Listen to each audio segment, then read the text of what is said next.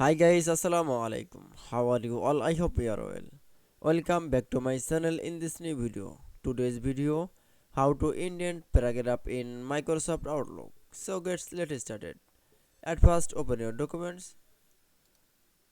First, firstly select your text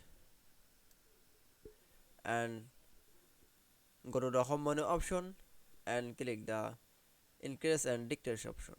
Indent.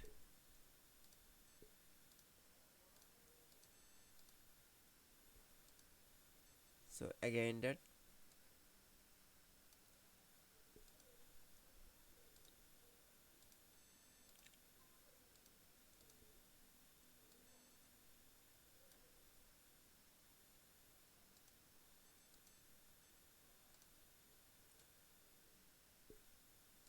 and select the text and go to the view menu option and click for the roller option.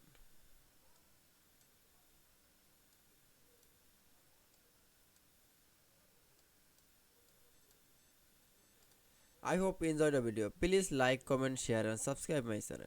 Thanks for watching my video.